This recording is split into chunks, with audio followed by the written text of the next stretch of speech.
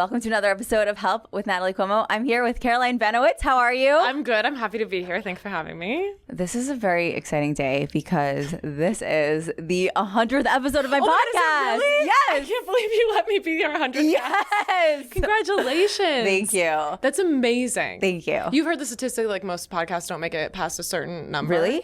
It's like Tell me. It's like I think it's like 15 or something. So like 100 is amazing. Yeah, I'm excited. Yeah, congratulations. Thank you. It's a fun day. It's an exciting day. Yeah. 2 successful women just chilling in the Big Apple. Yeah, absolutely. Absolutely. So you are a podcaster, comedian, actress. I mean, I guess. It's one of those things where it's like, I don't know if that's what people mean by imposter syndrome, but when people are like, oh, you're a comedian, it's like, I mean, I try. Like, you know what I mean? Like, it feels very much like, wow, I guess I am. But yeah, all of the above, like, similar, like, you know, stand-up start, but then it's like you're really internet is the place where comedians are now. So internet person, I guess. So, but you do stand-up? I do stand-up, yeah. Okay, cool. It's like I do a lot of musical stand-up. Like I feel like my songs are really like my bread and butter. So like, you know, I have a show at the Stand. Like I'm going to West Side Comedy tonight, but it's like sometimes when I say stand-up, I have some imposter syndrome too because I'm like half my set is music. So you should not have imposter syndrome around that. I feel like you should really own your comedy.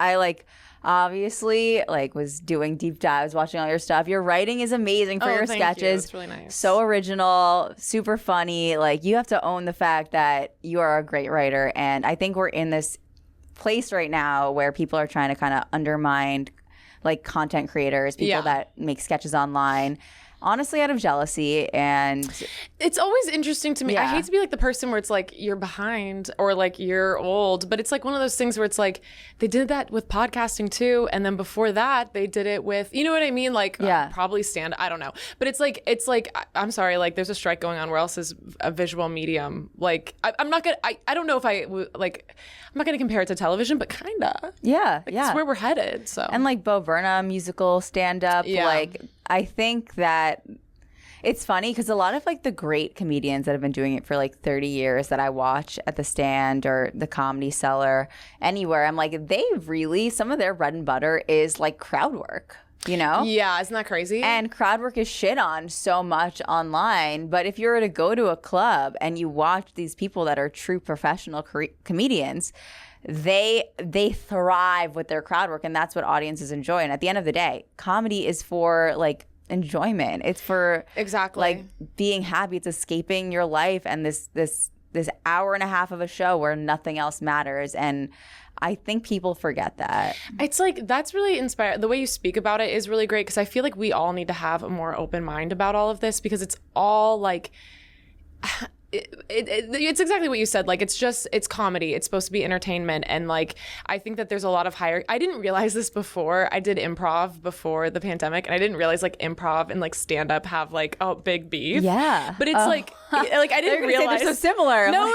They, like apparently it's like a big. I actually went to like a characters show, and they were like no stand up. No, like there's like beef. Like people are like they're not comedians and they're not comedians. But the thing about it is like at the end of the day, like all you have to do is entertain an audience. And I do think like, you know, artistry and all of that's like a conversation everyone can have, but it's like the only thing here is we got to entertain. We got to make people laugh, you know? Right. I feel like when you're surrounded by artists in New York and stuff, you can get all in your head, but when like you go on the road and you go in this like to the sticks, like these people just you need to make people laugh. Like this is not about you anymore. I kind of had this feeling when I went to see a band. I went to see Mount Joy at Summer Central Park. Yep. I saw them, and then also I was just in Indiana, and so those two things combined made me think. Watching someone else perform with confidence, and also seeing kind of a city that was very much not like New York made me think like, you need to deliver. This isn't about you anymore. Yeah, this is bigger than you. Like people are paying to see you. You need to give them this. And this isn't so much about like, am I an artist? This is like, you need to give people this. This is like what they got a babysitter for. It's also like some of the stuff that you're most proud of, where you feel like this is my real art. It's like not the things that people identify with. Like a lot of the time you're like, this is it. This is my bread and butter. This is the best thing I've ever made.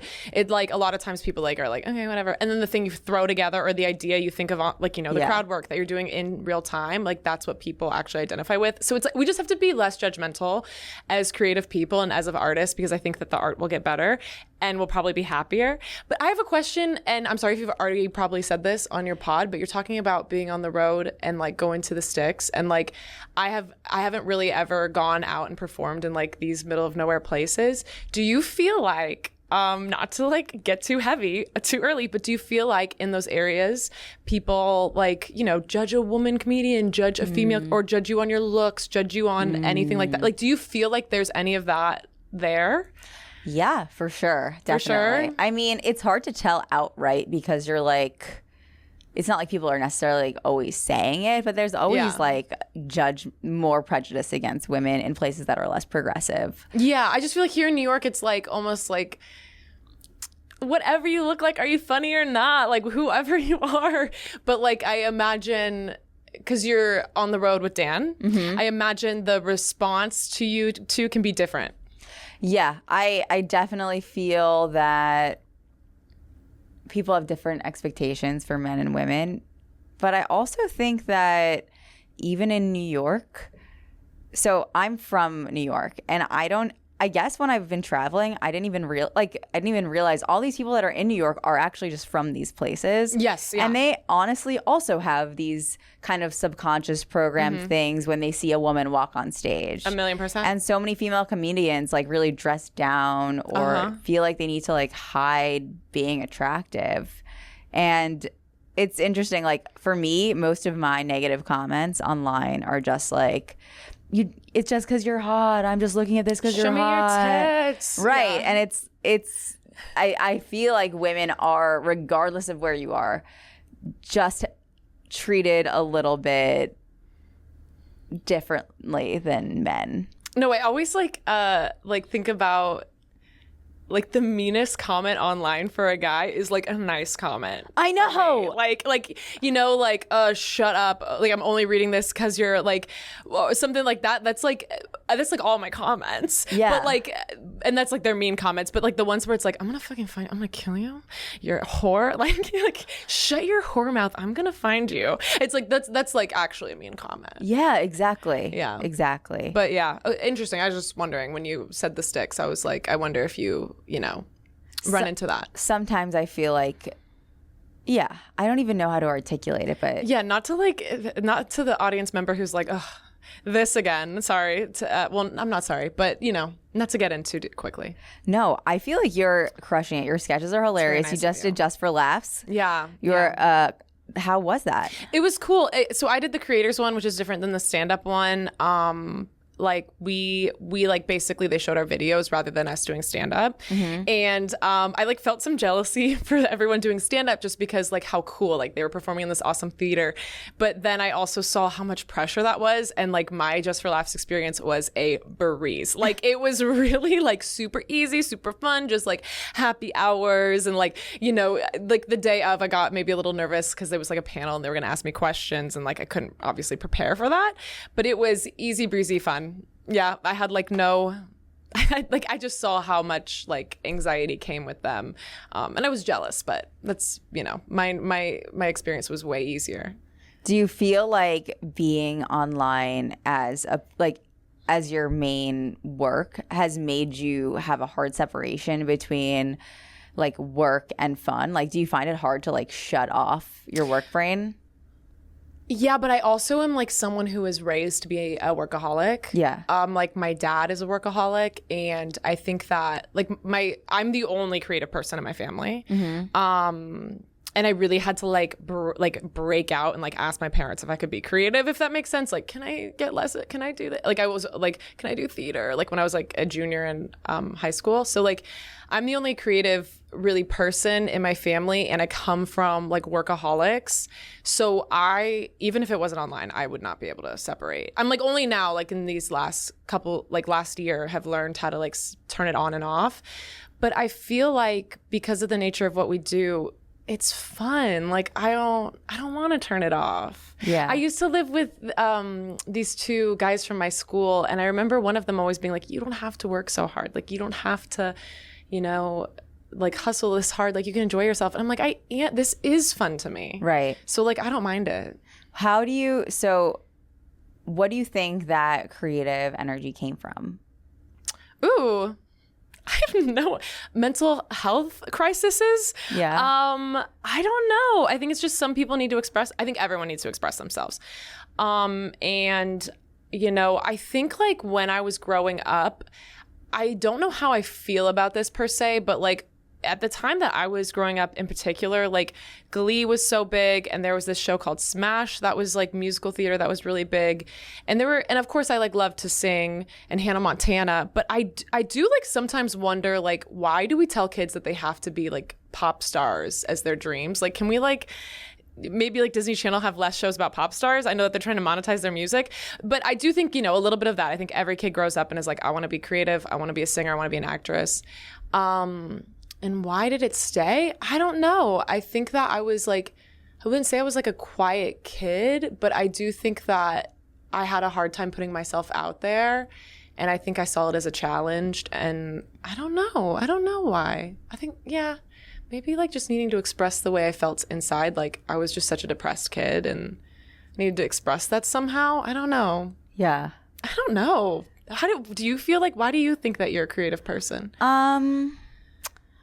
I think definitely feeling alienated and wanting to express that, and also just finding the community in creative expression. Yeah. I think I just enjoy it. Me too. And it feels fulfilling in some way. It is hard to articulate. It's like, it just feels like a part of who you are. It is a part of who I am. And I don't want to discredit people who, like, for example, my sister works in finance, but she's creative, but she doesn't feel this need for it to be her life. Yeah. And I don't want to discredit those people because I'm sure they need to express themselves too, but I don't know. So I was looking at, how do you get the ideas for your sketches? Because as a stand-up comedian, obviously you're always thinking like, I want to do sketches too. I want to do this. But sketch writing is definitely something that's always been hard for me personally. I can think of an idea of like, oh, this would be cool, but actually sitting down and writing a sketch has always been a challenge. And you have so many original ideas. Like you are just like, your page is stacked with fucking awesome sketches. So nice of you. How do you what's your writing process? How do you think of ideas for sketches? Like, when did this start? What's it all about? Tell us about it. I think as far as coming up with ideas, I think like talking with my sister and my boyfriend, especially my boyfriend, like just talking, and we'll be like, that's a sketch, and like write it down, and then like lines will come. I also think like as far as like stand-up verse sketch, I think you 1,000,000% can write a hilarious sketch. I think it's just almost like stretching. You almost just have to like sit there in the uncomfortable pain of having to put it on paper, and then it'll come. Like if you're hilarious, you can write a sketch. It's just like and it's also like there's no feedback original, you know what I mean? And like you'll start making it and you'll start doubting yourself, whereas like an audience will laugh and if it's good or bad. And okay, so it started because I like love Little Dicky so much. Like I'm obsessed with Little Dicky. I'm obsessed with Rachel Bloom too, who's like had a show called Crazy Ex-Girlfriend that's super funny. And I was like, how can I become them? And so I created a parody. It's probably so bad if you go back and watch it. A parody of WAP, because WAP had just dropped that summer. And I created it, but it was like Wet Ass Puppy, and it was like your dog getting everything wet in your house. I'm sure it's really bad. And then from there, I just like tried to make song parody after song parody. And then I was like, you know what? Song parodies take a lot of time. And I like taught myself how to record music, and like I'm not the best at it, and also they weren't like popping off like Little Dickies, so I just started also making sketches. And the first year I gained like some followers and stuff like that, but I don't think like they're great. Like if you go back, I don't know if they'll stand the test of time, but you just get better and better. Right. It's like stand-up. You just get better and better. So then you started working for Barstool. I did, yeah. I'm a year in. How did that start happening? They had like like online applications, and I actually didn't know too much about them, which like I feel bad about, because like it's such like a culture, and like, you know, it's so deep. Like I can't even. I know someone who just got hired, and I was like telling her things, and she was like, I don't know what you're talking about. I was like, I don't know how to explain this. I've only been here for a year, but this is like, it's deep. It's like a TV show that's like it's 20 seasons in. So they had like a contest online to hire someone, and I got like picked from my application because I learned that they had done so much comedy, and I was like, okay, that's correct. That's what I want to do. And I went there for a week, and like the first like few days, I was like losing my mind. I was like, I need this. Like they were like giving me critiques. I was like, that's not fair. You didn't critique this person as harshly as me. And then by like the third or fourth day, it like finally clicked. I was like, this competition is content in itself, and I'm getting exposure, and this is awesome. And like, I almost like relaxed, and like I just realized, I kind of took it for what it was. I was like, this is so fun. I hope I get a job, but like they're messing with us hardcore, right. And like I'm just gonna have fun. And I think it ended up getting me the job, because at the end there was like every person in the contest had to do a presentation, and I did not take mine seriously at all. And everyone took theirs very seriously, and like we weren't allowed to see each other's, but I watched them back, and everyone had like graphs and charts, and like I was just showing like the different ways I could do my hair and things like that. Like I really like didn't take it serious. I was like roasting all the people that worked there, and it ended up in my favor. And then I got to work there, and like it's a great job. There's so much creative freedom. Like I don't know if there's a company out there that like doesn't check in on their employees at all, which like I'm sure can be a bad thing, and has, but it's also an amazing thing. Like so much creative freedom, so much time to like, you know, find your voice. And so yeah, it's been really great. What is it like being at a company that is where you're one of the only women working there? Oh my gosh, like if anyone says that, like gender is fluid 1,000,000%, but there definitely is differences between men and women. Yeah, like, oh my God, the communication.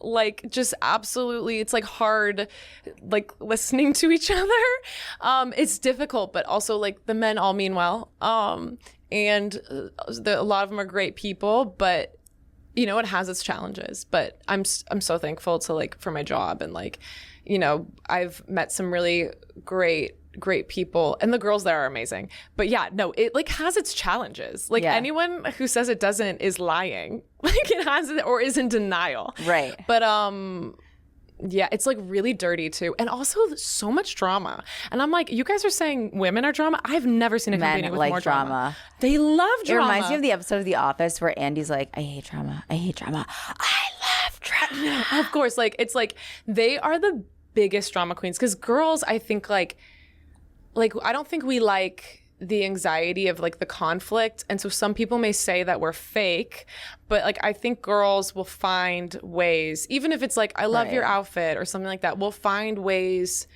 to like extend olive branches, because we hate like this anxiety, and we hate people not liking us, because we're like programmed to please people. To like need approval. Yeah. And guys don't have that. They have no fucking problem with you not liking them, which is an awesome trait. But no, men are drama, and that's okay. I like drama too. It's okay. But anyone who says that men aren't drama, YouTube Barstool, like men are drama. That is valid. It's so crazy. Do you have any advice for a woman? Okay, mostly men probably watching this, but do you have advice for a woman trying to navigate a male-dominated work environment? Oh my gosh. Don't care if people don't like you. I'm still learning this. Like I literally like just don't care if people don't like you. It doesn't matter.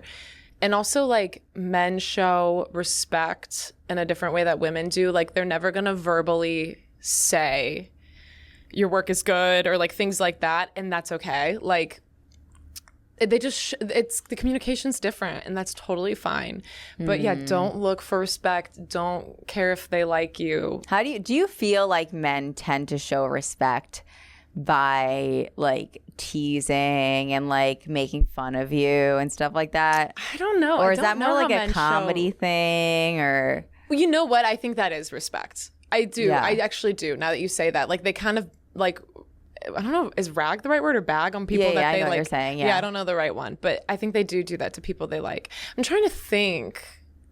Like, if they're talking to you, they respect you. I think that they ignore people they don't respect. Right. I wish I had the confidence of a man sometimes. Me too. Like, I think that, like, you know, that's a great trait. Like, I don't think that's a bad thing. I just think it's unfair that, like, girls don't have it too. Like, I think that's awesome that men are confident. Right. I think it's awesome that they talk in like meetings and like say their ideas. Like, I think that's awesome. Like, I think it's awesome that they ask for raises more than women. I just wish we had that too. Me too. Don't think it's a bad thing. Like, I love all those traits. I agree.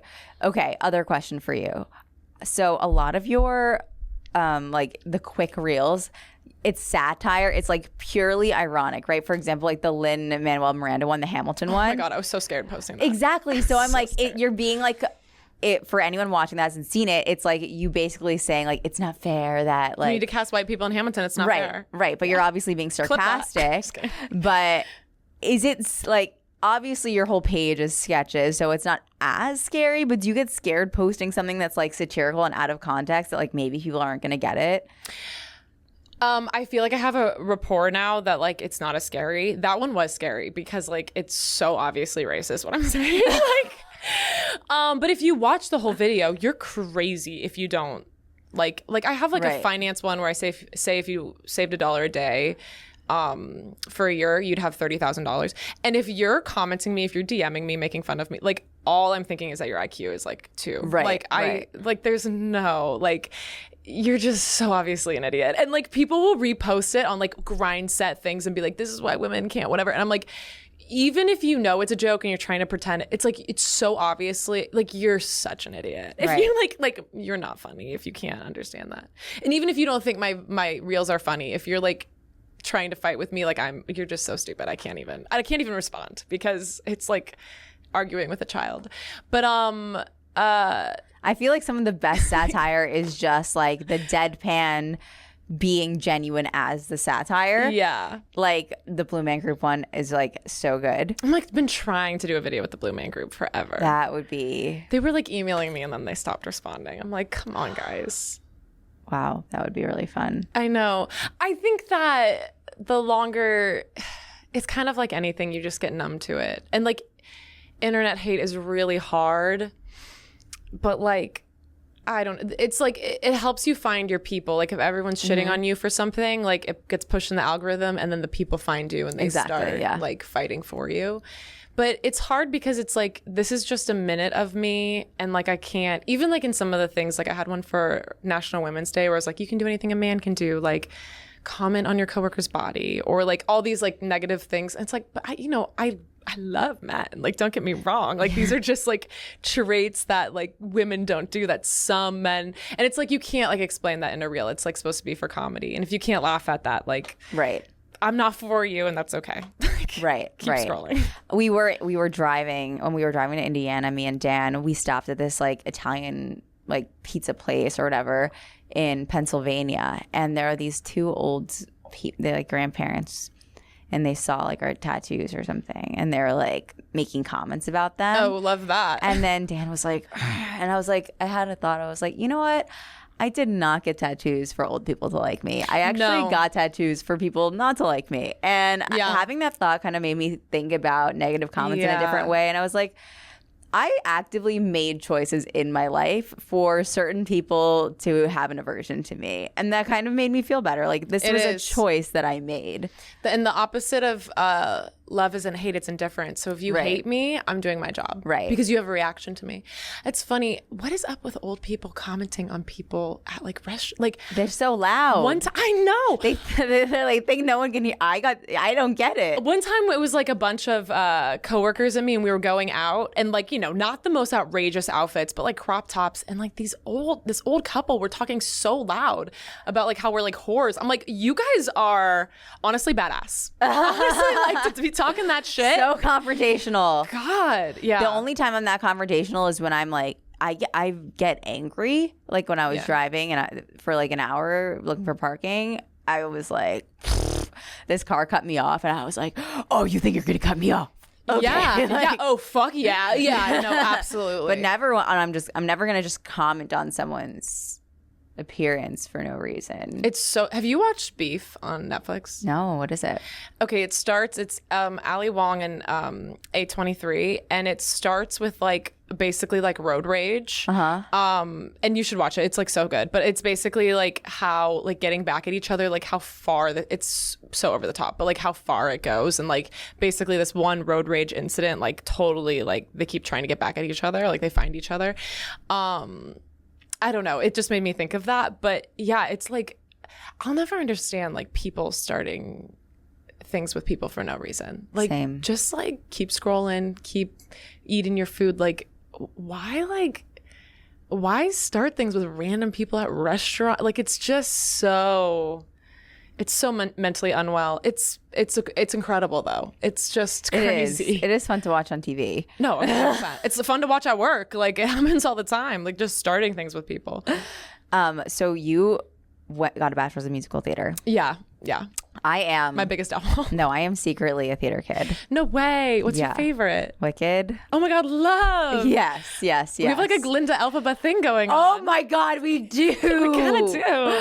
We do. I honestly, and I hate to say this, was really disappointed to hear Ariana Grande was going to be in Wicked. Like that. Really? Yeah, I just feel like, to me, Wicked, like I always severely felt like an outcast. Like I really felt like Wicked made me feel like I like identified with that, and like I feel that. Idina Menzel, I know, and even like when they remade Rent, they had great people in it, and I just don't feel like I want Wicked to be like entered into this. You want it to be like true musical theater. Yeah, Ariana Grande, that's like transferring it into pop culture in a way that doesn't feel true to like what the story is. Like this is a story about. I hear you. At first I thought she was gonna play Elphaba, and I was truly gonna put a gun in my mouth. That would have not been okay with I was like, is she Elphaba? I was gonna like that would have not been okay my with me. screen name. I had a couple screen names because I on AIM. One of them was Nataba. Okay, like I was. There was like something wrong with me. I was just like, I'm her. Did you do theater in high school or anything? I did theater like elementary school, middle school, high school. I didn't see this from you. Nobody sees sees it. I was severely bullied in high school, and it was like beaten out of me. But I love Spring Awakening. Oh my God, of course. Yeah. It was just. Did you watch like the documentary that they had about the concert? Which concert? Okay, so Spring Awakening it was part of like Lea Michelle's like acceptance back into like, because she was like canceled during COVID. But really, why? She was like bullied her POC castmates on Glee, which is like, listen, not the best look, like not great. But they had like a Spring Awakening documentary. They like did a concert for like the 10-year no, it has to have been more than 10 years because they did it when they were like 19, but they did, maybe it was, but they did like a concert, and they also did a documentary about like, you know, they were on Broadway so young, they were doing like nudity so young, like, and, yeah, they were. It was crazy. And just like about like that experience, like I think that Lea Michelle joined the cast when she was 14, and like just like about like when it was really emotional, like watching it, honestly. But Spring Awakening, amazing. Yeah. No, I mean it's so funny because my whole life I really pretty much up until high school, and then I went to college and kind of like had the choice like theater or environmental studies, and I picked environmental studies for some reason. But up until high school, I was like, I will be an actress on Broadway. Of course, like this was my. And you still will be.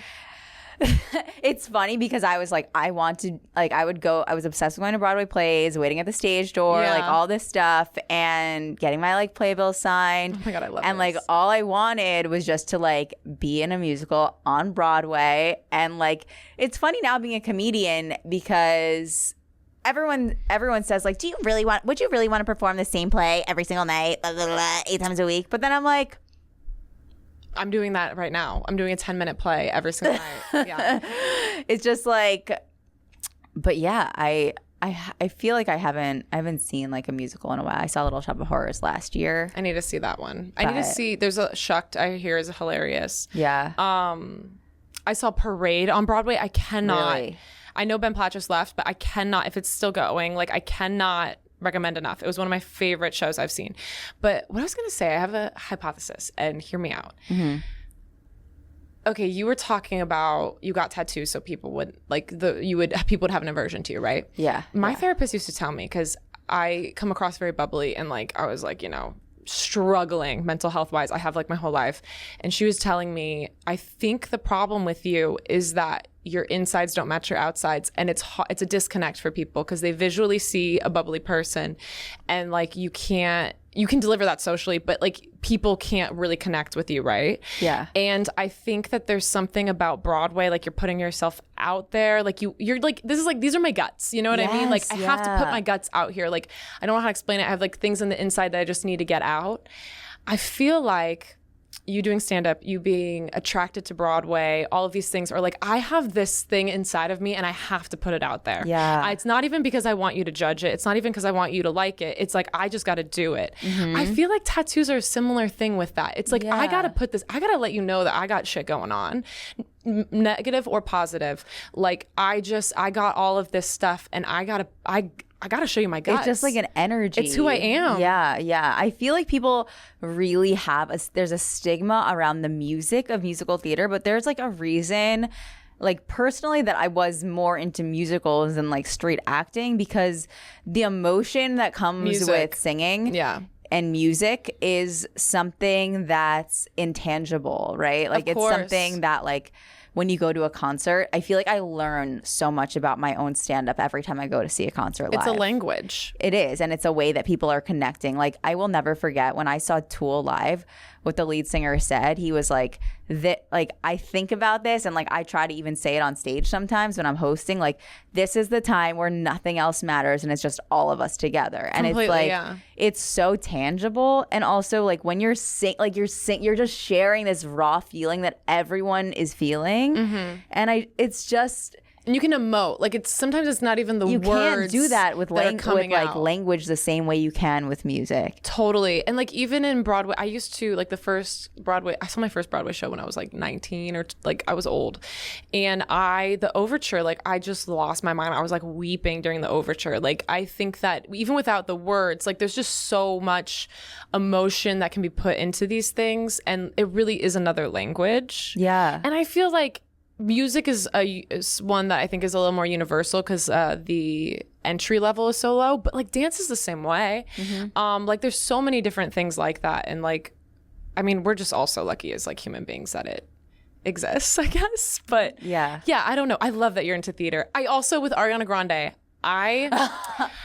the thing about it is she can really sing. She can. And she can, I believe that she can sing opera because she is a musical. She was in on Broadway when she was really young. And I believe if it was any other pop star. At least she's Glinda. Yeah. No. 1,000,000% she shouldn't have been an Elphaba. 1,000,000%. Yeah. Like, I don't know if she has that like deep. Like pain. But also like deep voice. Yeah. Like totally. Cynthia Erivo is.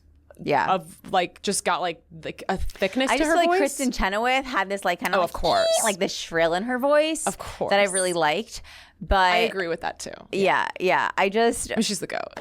I feel like the last two concerts I went to were Mount Joy and Depeche Mode, and I cried at both of them. I've never cried at a concert before, and for some reason I'm like feeling really moved by music. I cried not during Depeche Mode, but like the girl, it was his daughter opened, and I felt like so emotional watching her. And I just feel like emotional from the music, but then I also feel so emotional that these people are like living their dream in the truest way that I don't feel like I'm living yet. Like I feel like I haven't. Okay. Like I don't feel like I'm connecting to. I don't feel like I've connected the way that these people are connecting yet with their voices. Like it's so real. Do you think it's because we're just not there yet, or do we think it's because you like need to write a show, like you need another medium, or you need to make music? Like, is it something like that where it's like I have like another thing that hasn't been tapped, or is it like I just don't feel like I'm doing that with my art right now? I don't know. I just, music feels like it's like so much deeper sometimes than words. Do you make music? No, I used to sing, but like I stopped like before high school, kind of. But yeah, I just feel like music is like. I think you need to make some music. I really do. It's so much deeper though, don't you think? It's like.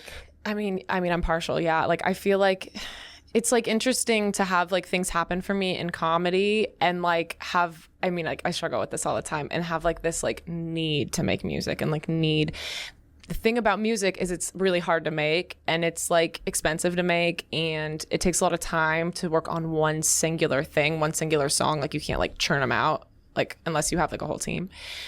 So I 1,000,000% agree with you. Like that's always almost like my battle is like I'm feeling traction in comedy and I have like this like pain to do another thing. But a big lie that we were told, especially as women, is that there's a ticking clock, and there's not. There's not a ticking clock. Like Sheryl Crow's first album came out when she was 30 and she was like the biggest star, and like other people's albums came out like way later than 30, and like, you know, some of like the I mean obviously like pop stars are a different situation, but like some of like the most played artists are like, you know, at home with their kids making music. Like there's so much time, and there's, you know, other avenues. I feel like I have maybe like a few jokes where I feel like I really am connecting with something true that I want to communicate. Like I feel like I have a couple jokes that I've written recently that I'm like, I feel like I'm connecting with something important, but I feel like I have to write more jokes like that where I'm like, I'm connecting with something. I feel like a deeper laughter coming. Like there's different types of laughter that there's like the belly laughter that's like the deeper laughter that like I want. Or like even shock. I have some shock laughter jokes. Right? That you just want to like connect with people in like a deep, I feel like it's like that connection that has always been what's been important to me about performance. It's also what makes you you. Yeah. Whatever that is that connects, if that makes sense. I feel like I've been working on a bit about my funeral. Yeah. And I feel like, I don't know, maybe it's because it's dark, but like it's just basically like it's like a 5-minute bit about like my funeral and like how I want it to go, and like it's just a little bit, it's something, there's just like something more, the entry level is once again like higher because it's like some people don't want to like laugh about that, right? But there's like something there that's like easier than like talking about dicks or something like that, right? You know what I mean? It's like shows a little bit more of you. How about a one-woman show? I feel like you like have something on you. Yeah, maybe like, I should write a woman show. I think you should. There's something. Yeah, no, and I'm like here for it. Like I think whatever it is, once you unleash it, like that's gonna be big. Yeah. I believe in this. I feel that. If there's any way for me to help, like, or if you want to make music and there's any way, like, really, I believe in it. Whatever that feeling is. Maybe I'll just be Elphaba. I think you have to. I mean, can I be your understudy? Like, yes. I'm always like, is Broadway watching? Oh my God. When you get to a theater and you open the playbill and you see the little piece of paper that it's the understudy, and you're just like, God damn it. When it shouldn't even matter. I always used to get so disappointed if it was an understudy, when the understudy is fucking awesome. Yeah, I saw She Loves Me on Broadway, and Laura Benanti was like the big star. She played the lead, and I saw the understudy, and let me tell you, I didn't even blink. Like I should have. I think it was my first Broadway show I ever saw, so I was just grateful to be there.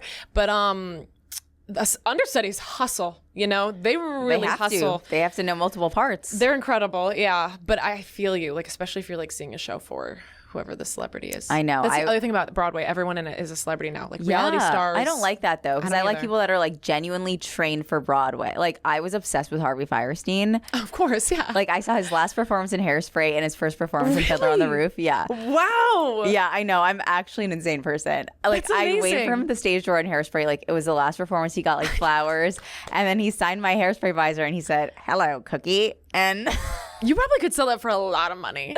I don't know where it is. It's you'll somewhere. Find it. You have to find it somewhere. Wait, that's so. I love this for you. I know. So if you were on Broadway, any role you could be, what would it be? It would be Elphaba and Wicked, or I would be Sutton Foster's role in Thoroughly Modern Millie. Yes. Of course. Yeah. But the first show I ever saw, so like as a kid, I was terrified of like masks and like people wearing costumes and stuff. And you saw Cats. So no, I saw 42nd Street, and like the first scene is like I was like this with my mom, and the first scene is just like the curtain comes up and it's just the shoes tap dancing. My mom's like, "Look, Natalie, it's just feet," and I was like, "It's just feet," and like that was like my first like experience, and then I was like, "That's so interesting." Yeah. Oh, what did you just say? You said Elphaba. Who was the other one? Thoroughly Modern Millie. Oh, Thoroughly Modern Millie. You know that story too? No. Okay, so theater kid, the theater kid population listening to this, I believe Kristen Chenoweth was supposed to be Millie. Really? And she dropped out to do a TV show. And it is a slightly racist musical. Yeah. Oh my God. Yeah. 1,000,000%. Yeah. Of course. It would be canceled now. It would 1,000,000% but cancel now. Some of the songs are just quite good. But it's also like Star Wars a little bit. Like not for the life of me. Boom. Such a good song. Jimmy. Oh, Jimmy. Okay. Yeah. Let's go. Yeah, no, incredible. But I was saying like kind of like Star Wars, like some of the accents in Star Wars, I'm like, this is racist. Yeah, exactly. What's going on? But just like, are they wearing a little bit of the face paint? Is a little too much. Sorry about that. Those eyes do not seem. Why are they cleaning with soy sauce? No, literally. But so Thoroughly Modern Millie, supposed to be Kristen Chenoweth, who's I don't think she's a tapper. Also, I went to the same school as her. Not to brag. Really? Subtle brag. No, I saw that you were musical theater, and I was like, oh, this will be good. No, I know. Like, also, like, no one's impressed by that. So, like, I love that you even care. But I was asking Dan, I was like, what'd you guys talk about? And then after, like, he was doing something, then he came back, and I was like, she went to musical theater school. We have a lot to talk about. We'll be good. We have a lot to talk about. If you ever want to see a show, too. Like, yes. Seriously, I feel like this is the beginning. Like, this is our first time meeting, which is crazy. Yes. But, supposed to be Kristen Chenoweth. And then I think she left to do Good Southern Bells, which was on television. And, like, if I'm wrong, like, Kristen, shoot me a DM. Like, let me know if I said this wrong. She left, understandably. You know, TV always trumps Broadway, pretty much. And I think they were scrambling. And Sutton Foster was, like, new. I think she had been Eponine on Broadway, but she wasn't, like, a veteran, whatever. They, like, bumped her up. She couldn't sing the roles yet. And it was, like, she had to push through, like... That's the thing about singing, and this is like something that not enough people talk about, is it's not talent, it's work, it's a muscle. No one is like talented at lifting weights. No one is like talented at... I feel like that about comedy. It's a muscle. It's a muscle. I literally told someone that the other day. I was like, it's literally get the fuck on stage, know the structure. Exactly. Like, watch people doing stand-up and be like, that's a misdirection. That's this. Like... Also, if you ask anyone from my school who would be in the situation, like comedy-wise, no one would have said me. I didn't make my school improv team. I didn't make my school all-women sketch group, which was like 10 girls. They didn't even let me in. I was never like a comedy lead in any of the shows. Like no one, like maybe some people would be like, she's funny as a person. No one would ever think that I was funny. Yeah. No one would think I was funny. I mean, I'm a girl. Why would you think I'm funny? Like, yeah, I'm like yeah, no, of course. Like I think I had a lot of social anxiety, and like I also was like really depressed, like in college. Like I remember like I used to walk back to my dorm and put sunglasses on because I like would just cry so much. Like I was crazy. I was a crazy girl. But okay, supposed to be Kristen Chenoweth. They needed an understudy. She couldn't really sing the songs. The songs are hard. She pushed through. She was like losing her voice because she didn't have the like tolerance yet. But I think she just worked her ass off, and she was like a nobody to winning the Tony for Thoroughly Modern Millie. Damn. And it put her on the map, put Sutton Foster on the map. Wow. I love her. Me too. She is really talented. Okay. Couple podcasty things. Okay. Best advice you ever received? Oh, it's definitely, an agent told me this when I first moved to New York and she didn't sign me. It was, don't be desperate. Oh. You don't have to be desperate. There's a lot of time. Dan tells me that a lot. You do not need them. And the right things will come your way. And by the time they come your way, you'll be so deserving of them that you don't have to be desperate. That is so true. That is so true. Also, I feel like someone once told me that you get things like a year after you feel you deserve them. No, and by the time they come, and this is like kind of a bittersweet thing, but by the time they come, you don't really... You're like, okay, cool. You're like, great, that's awesome. Like, I'm so thankful. I love that. But like, you know, it's never the end all be all. Everything's okay. Yeah. Don't be desperate is good. I feel that I can be quite desperate. I can too. Yeah. Because it feels like this is a lie, that there's only room for one of us. Yeah. And there's not. There's lots of room. And it also feels like so urgent. Like it feels like everything is so important. It's happening right now and I have to do everything every second to like make it happen. And I'm going to age out of it. Like by next year, no one's going to want me. Right. But it's not. It's not. Right. I feel that too. I don't know what that is, but. Yeah. Yeah. How old are you? I'm 27. Sometimes okay, cool. I forget. I'm 28. You're 28. Oh, man. Twins. Twinsies. Okay. Now we will pull a tarot card. Okay. Oh, okay. Yes. Love. Okay. So I'm getting better at reading them, but okay. What's your sign? Sagittarius. What's yours? Okay, I'm an Aries. Oh, so we're a good pair. Fire. Yeah. What's your birthday? April 5th. Okay, cool. April 5th. I don't know too much about astrology, I'll be honest. I just know who I'm like Sagittarius is a good pair for me. What is Chris? He is a Gemini. Okay. My mom's a Gemini too, so I think like there's something there. But I'm supposed to be paired with like Sagittarius and Libras. Yeah. No good experiences there. Really? Horrible experiences there. Excuse me. I know. Well, no, not with the women. I love Sagittarius women. Yeah. But actually, no. I take back bad experience with Sagittarius men. Not bad experience with Sagittarius. Libras. It just didn't work out. Yeah. But Libras, yeah. I've had. It's so funny. I had 2 Libra boyfriends. They were like Libra Virgo cusp. Both had their birthdays were 2 days apart. Both bad. Yeah. What's Libra is like, dependable, my dad's a right? Libra as well. Oh, okay. I don't know. It's balanced, but they probably have other shit. No, I don't. I did not. Okay. It wasn't for me. I will pull a card. So I've been, obviously, this is the 100th episode, but I still feel so torn. Like, am I pulling a card for the episode? Am I pulling a card for you? Well, listen, I don't know, actually. I don't know. Yeah. We'll let it happen. Maybe both. Okay, cool. All right. Do you want to shuffle the deck? I will. I don't know too much about tarot card reading. Tell me about it. So basically, there's 76 cards in the deck, and it's kind of, you can read them in like lots of different ways, but the way I like to do it is just pull one card and kind of like a daily read of like one card. Like, what do I need to hear today? Okay, I sort like of that. Not really predicting the future necessarily, but just like what's going on. What does the universe need to tell me today? Okay, so like, this is really like today. Yeah, this is like a current moment situation. What's the energy telling me today? I'm feeling the top. I never do this though. Justice. Okay, I love that. I feel like we talked about this before the podcast started. We both have some things that we need justice for. Yeah, and I actually did pull this card recently, weirdly enough. Interesting. Okay, I'm going to read from the book. I pulled this card before I went to Indiana, which is so weird. This is number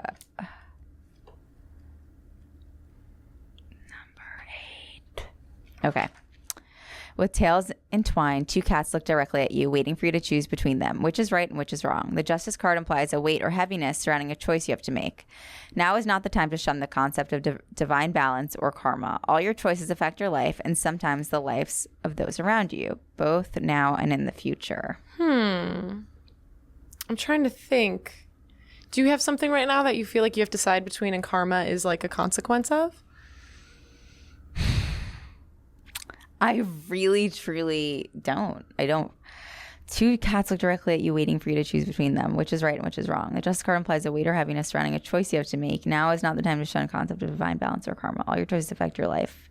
The only thing I could think of is just the whole butterfly effect thing. Like, that's what I've been thinking about a lot lately, about like all your choices affect your life. Like, you make one. Have you seen Everything Everywhere All at Once? No, I haven't seen it. You have to watch it. Mm-hmm. How do you feel like you have a choice that you have to make? I don't feel like I have a choice I have to make, but I do. Like the song. Do you ever have like a song that's on repeat for like the month? Yeah. Mine is "Karma Is My Kink" by. Do you know the song? I'll send it to you by Chapel something Chapel. The song is incredible. It's like an angry song, like it's hot when you're having a meltdown because karma like is coming for you. Like I like turns me on that your life sucks, and I feel that way a lot. Like that's when I think about karma. I don't think about karma for myself because I don't really think I ever think about screwing people over. I do think about am I helping people out? Like I could be nicer. I'm really good at it's a default, but I'm really good at like cutting people off. Like if you do something, I'm like, fucking done with you. Me too. And it's so good at it. I'm so good at it. You're out of my life. I'm done. Oh my God. Me too. It's probably the fire sign. But like my boyfriend's like, oh my God, chill out. Like it's not. And sometimes I'm right. And I'm like, first on the trend, I'm like, this person's wrong. We're done with them. And everyone's like, oh my God, stop it. Like you're so dramatic. You're so harsh. And then everyone comes around with me.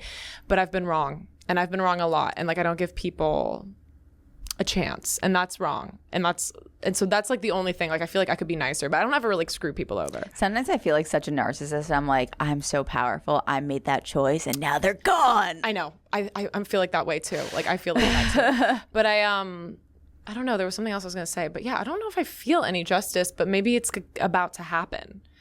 And like we're gonna be, see something later today. Yeah, I am deciding to. So I'm not smoking weed anymore. Okay, how's that going? It's like day 3. It actually feels good. I think I was smoking way too much weed, spending too much money on it. And I'm approaching a year of no drinking. Wow! September 8th. Congratulations. Yeah. So we're about to be. This is weird. Sober. I like don't really drink. So yeah, I'm. Sober clovers. That's why have so much pent up like, energy. That's why we're so crazy. We have too much pent up energy. I don't know. The cats are looking at me. I don't know. I feel like, I'm now seeing the comedy drama tattoo. Yeah, you know what? This is actually like a traditional like tattoo flash thing, like laugh now, cry later. Oh, really? Yeah, it's not even a comedy. It's not even I've like never a theater heard laugh thing. now, cry later. Yeah. Wow. At first, I used to see every tattooed person with this, and I was like, "What are we all theater kids here?" Yeah, no, that's what I thought. I really like the shading on it. Thank you. Yeah, I like making it a theater tattoo. I honestly, this conversation has made me think like I need to like revisit I really feel like I repressed my theater kid self. You need to go see a Broadway show. The way you will weep. I literally, like in 9th grade, I was bullied so much. I deleted I deleted my entire iTunes library. It was like, it was all musical theater and like Panic at the Disco, Fueled by Ramen, like that kind of stuff. Yeah. Deleted the whole thing. Just made it like Animal Collective, Black Flag, like punk music. Because like I just felt so bullied by people about like my music taste, my clothes. But I'm sorry, punk is broad. There's makeup involved. Yes. There's costumes. Like, what are you talking about? It literally all is fucking, and it's the same thing. you know what's so funny? And it's like, I feel like so much of my personality is because I was bullied. But who was I bullied by? Fucking 12-year-olds? I'm 28. I know. And also 12-year-olds who are probably watching this, like being like, good for her. Like, that's so cool. Like, I knew her. Like, that's probably who they are. It's so crazy. But yeah, Broadway is like, it's funny. There's literally a fucking Tony Awards. It's all... I know. No, I'm 1,000,000% with you. And I think if more people watch Broadway, like, I think that their minds would change. Like, I do think that, like, they know one Broadway show and they're like, it sucks. And I'm like, okay, that one's not for you. There's a lot of different Broadway shows. And I think making like SpongeBob the musical, Spider-Man the musical actually hurts Broadway so much. It's not art. This is just like commercialized Cash bullshit. grab. Yeah. It's so upsetting. It's like, can we stop? Like, can we just start making things keep making things that are actually good? 1,000,000%. Like, if you saw Miss Saigon on Broadway, that shit was crazy.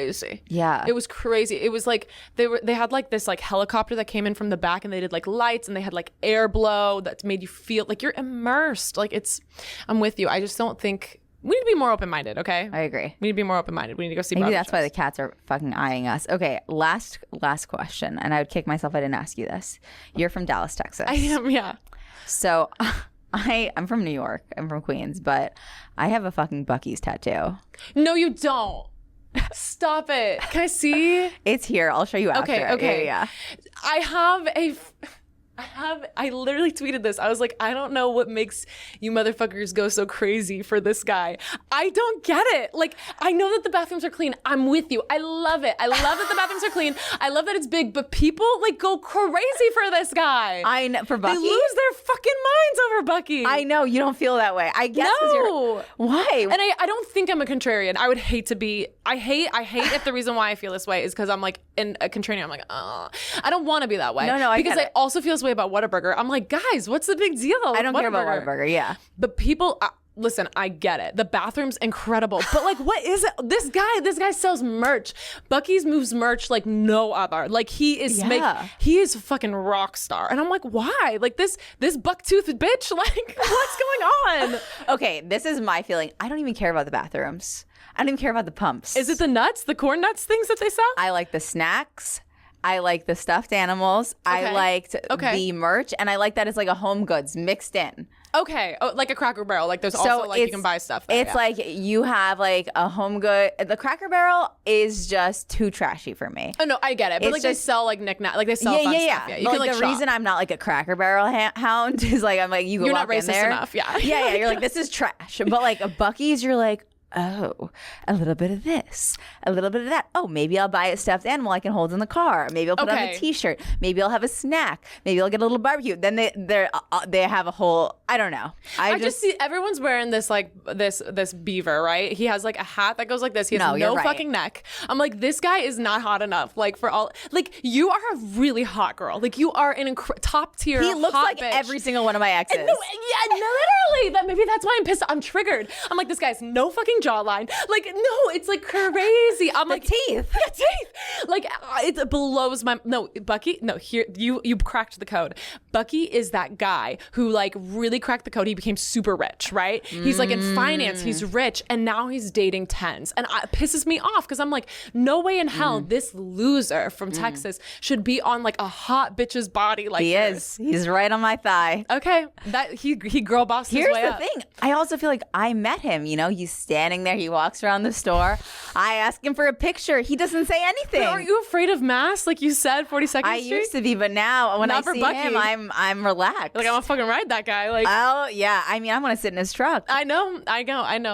That's so crazy. I can't believe you have a Bucky's tattoo. Yes, it's so funny because we did this show in like Plano, and that's where I'm from, literally. Really? Yeah. Oh my God. So the host, I was like, can you take us to Bucky's? I want to show Dan Bucky's. And we went, and I spent so much money there. And how did Dan feel? Like, Dan was like, yeah, it was cool. It was That's cool. where I'm at. I'm like, come on, guys. I bought a Bucky's like jumpsuit and did the last show like wearing the jumpsuit. I was like, I love this. No, I wish I got it because I'll be honest, because like I feel and I like people ride for him. Like people are they do. They love the guy. This is my fucking guy, this beaver. And I'm like,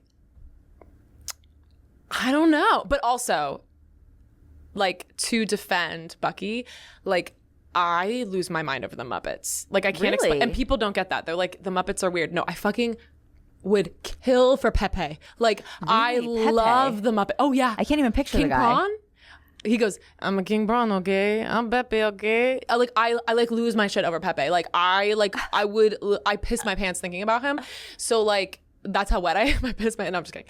But so I get it. Like, I have mine too. But, like, I do not get, like, I don't know. I feel that. I'm happy for you. I honestly,